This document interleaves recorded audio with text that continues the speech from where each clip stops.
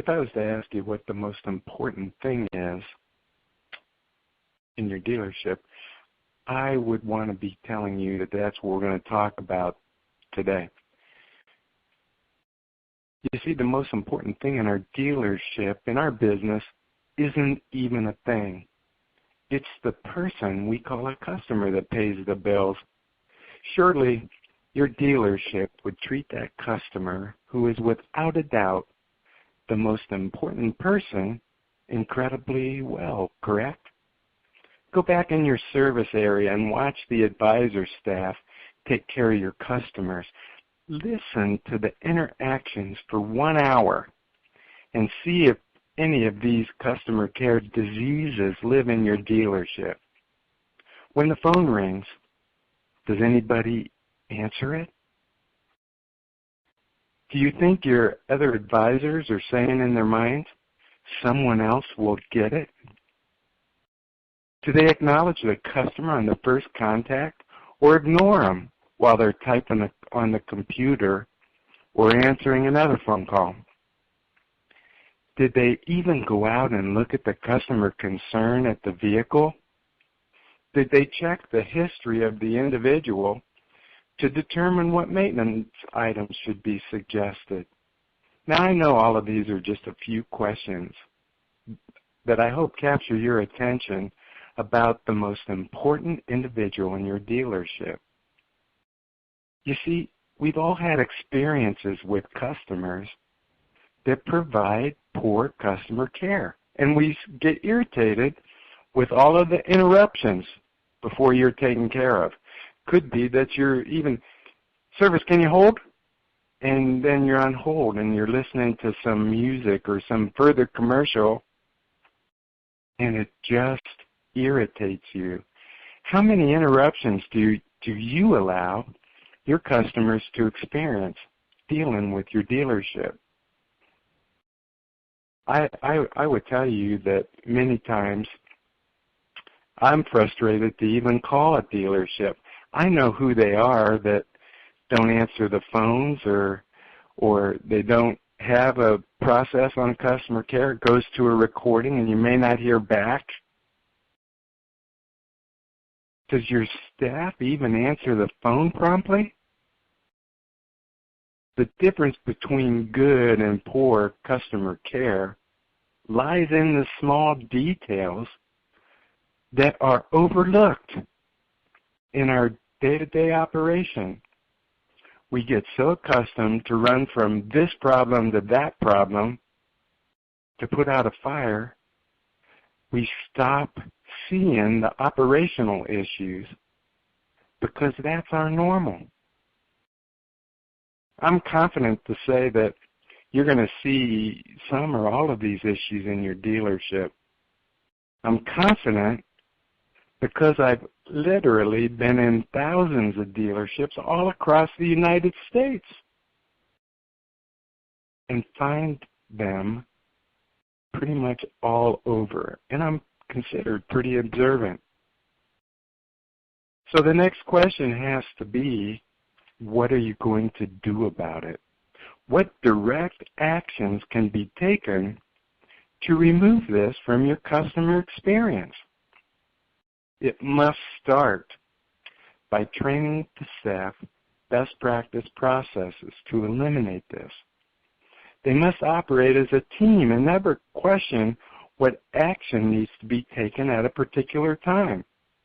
When the phone rings and you're with a customer, do you ignore it or answer it? I know that when it comes down to my personal experience, I've had many conversations with just a cell phone. Cell phone rings and you're on a conversation with somebody. What happens is they pick up that phone and they ignore you, or they say, well, this phone call is more important than you are, or I am more important than you are. Doesn't that come across to your customer? You see, if you ignore them or you treat them in that kind of a manner, they have to feel second class. Do they feel important dealing with your dealership? Do they understand they are the most important person in the building? You see how these little things can become big irritations in your day-to-day operation? Have you ever been around someone and had that experience that they look at you, or maybe not, and pick up a cell phone call, or they pick up an incoming call and put you on the back burner and go into a discussion, and you hear the casualness of it? Might be that they went hunting and got a deer last month. Might be something about a Christmas experience. All the time, you're on slow simmer, getting irritated about what they're doing. Does that put you in any frame of mind that you're prepping that customer to spend money with you? You see, we get into these situations about poor customer care, and we don't even see them or acknowledge them. What's your policy? When a phone rings and they're with a customer, are they supposed to answer it? Is that supposed to go to voicemail? Are we even looking at why the customer is calling in? Probably to check the status of a vehicle, to make an appointment. And if we were really doing things well, those interruption calls with that customer care would become so limited because we have the right processes in place. What is your policy?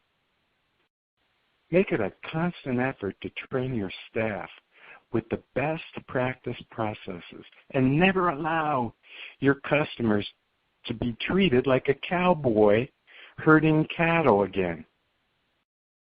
Provide them with a customer service experience that without question illustrates how much you care about them at every interaction.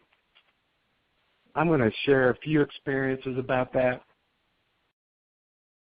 One, if a client comes in and the advisor writes on an RO, they don't know, they don't go to the car, they don't look at the problem. They write on the repair order, customer states loose door handle. Well, it's a 4-door vehicle, let's say in this example. So you've got 8 door handles. We've got 4 outside, we've got 4 inside. Which one is it? If we didn't even go to the car and look at it, we just write that on a repair order, it goes into the shop, a technician looks at it. What do they start doing? Checking every door handle to see what in the world is going on.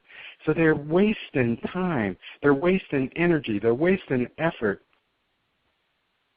And the customer care, do you think that it's probable they would go, no, all 8 of these door handles seem to be working well. No problem found. The customer gets the vehicle back, and what happens? The same concern exists. And the advisor never even looked at it. Never even tried to understand it. Is this common? You better believe it is. We need to get into the details, but we need to understand the most important person is the customer. We need to believe with every action we take. It has to be a constant, consistent effort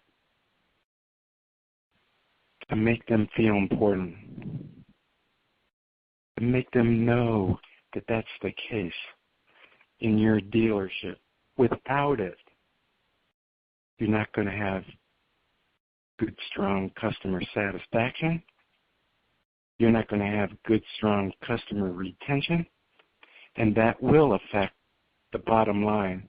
You see, I don't care if the customer buys everything that's recommended,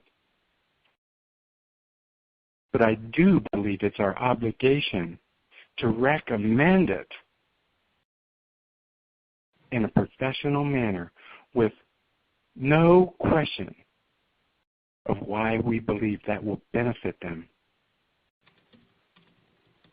You see, that decision, if they decline, is on them. Now, I never recommend anybody offer something that isn't needed or required. But it's our obligation to tell them what is. Let's look at your companies, your dealerships, your customer experience in the new format today. Make sure that you pay particular attention to best practice training. It's not a cost, it's an investment. Have discussions with your team. What do you do in this situation? What do we do in that situation? How do we handle incoming calls? How do we handle appointments? How many times are we going to allow a customer to be interrupted? And I would go so far as to say abused. Provide them with a customer service experience that without question illustrates how much you care about them at every interaction. I'm privileged to say that's what our company is all about. If you need help with any of this, we should chat. Have a wonderful week, and I'll talk to you soon.